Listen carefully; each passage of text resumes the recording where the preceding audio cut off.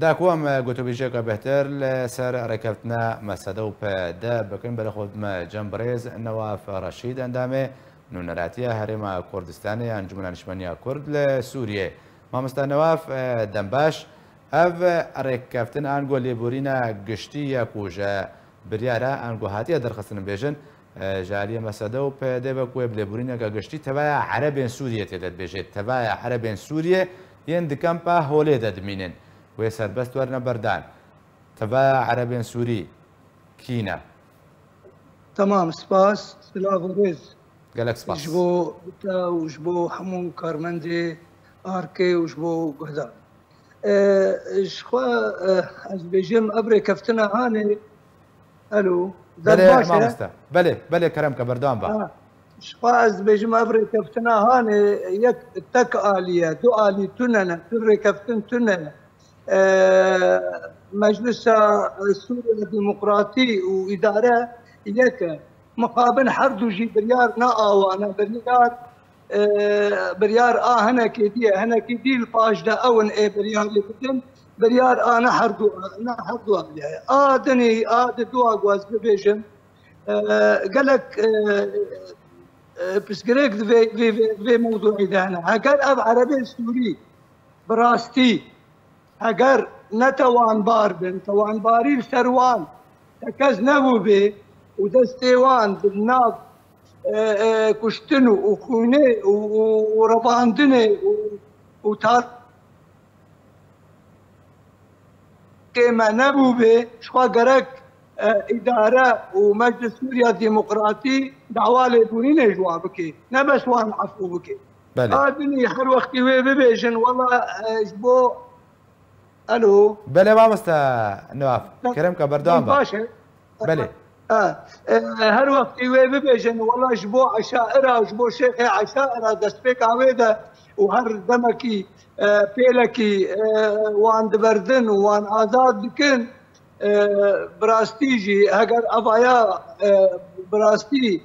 Daeş bin ka xwîna xelkê me û miletê me û ew qasne mirê û wê çapê dibin bihanê şerê Daeş bikin ji bo xatirê derbasî deverê Kurdî nebin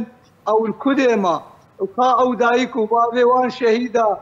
wê çi bibêjin wextê ev Daişana îro lêbûrîn wa dibe efû dibin û derdikevin bê got çi ştek bibin a dinî bi dehê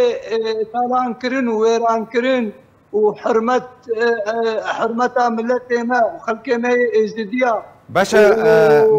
مامۆستا فواد دەستخوازم بەست دوەردەم سەر vê گوتنێ بسەکنن ئەو وەکە ئەv هورگولیان تە بەحث کردی و ئەگەر تاوانبار بن divê وەرنە سزادان ئەگەر نەتاوانبار بن divê پەیدەیان گۆ مەسەدێ داخوازە لێبورینێ بکەی لێ لەگۆری و ئەو دەبێژن لێبورینەکە گشتیە تەvایە عەرەبێن سووری یەن و dê کەمپا هەولێ دەنەوێ سەربەست وەرنە بەردان دڤردا li gorî bidyarawa kes Daeş nîne hemû jî bêtawanin divê serbest werne berdan yanî madam beriyan ha hemû digotin malbat û endam û alîgirên Daeşê ne divir de li gorî bidyarê hemû bêtawan derketin erê heger me ji xwe divê ev diyar bibe evaya divê eşkere bibe nabê bibêjin evana Daeş bûn û me wan berda me wan efû kir divê bibêjin evana em şaş çûne em xelitîne ev xelkana me girtin bê siza bûn bê sûç bûn bê guneh bûn me wan girtiye yana û yana evaya biryar neawane biryarek a hinekê ji wan mestire bê daxwazê watê xelkê me yê komkujiya Kobanê çêbû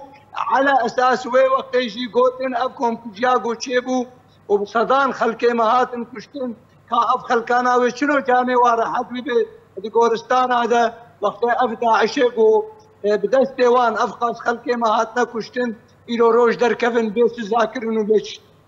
یعنی مخابن براستی جه مخابنه اف تشتاقو تاریبونه داده بی السر وینا اجاره وقتی یکی وقت فؤاد ابراهیم و وقت جمیل ابو عادل وقت ایده و ایده معنا کس نزانی چانستو شابان حتی انا ندیا مهزاد دورسن و امیر حمد چارەنووسا وا نەدیانە ئەvê got bi gunhê kuştinê û talankirinê û wêrankirinê û bi şeref û namûsa erzanîkirine av Kurda li Şingalê û deberên dê إيرو روج درد كفن والله جبو خاطر كفنا كي نابرا دو آليا حردو آلي نقول دي بريالنا حردو آلي يك آلي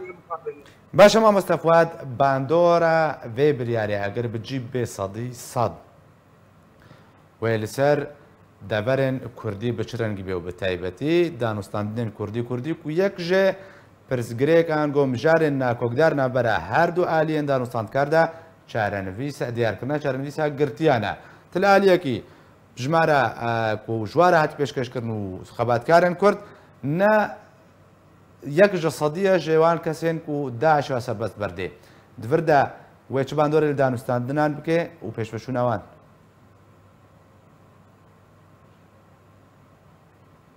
Mamoste Nawaf? بله Zate dengê bihîst? Belê. Bibûre eger min nav şaş kir bê bibûre mamoste Nawaf belê. انا ادبجم شخوا هاجر گناهکار بن و براستیش دی افانا داعش بن پیش روجا قلكي خراب وين دفر عمد ببي وافخل كاناوي سبيل حيفا بقرن والحيفا بقرن ووضعي خلقي محالات نارامي شي بقي وجي ترسيه وجي خرابيه وهاجر براستيج افخل كانا شفا دعاليه وهنا وقت سبيكي مقوت يعني ويشخوا باندورا ويشتكي باش به ويشتكي باش به هاجر راس خلقي عربي ذبيده بريده بن وهاتين كرتن ونقنه كاربن تتواني وانتنا بن اواوي اريكار به جبو اشتيانيا ذبيده براهانه ده ناف خلقي عرب وكرد باشە مامۆستا دەربارەی دانوستاندنên کوردی wê çi bandorê bikiye biryara han govrek keftina ha serbestberdana Daişan di heman demê de ku xebatkarên Kurd di zîndanê de ne. اما شخوا اف هردو جهاف دانا بس من قلت بيجم جبو ركفتنا كردي بكردي ابايا هجر جارنوسا ومجارك ديجي قلت جارنوسا قرتي زندانا يا نبي تهمت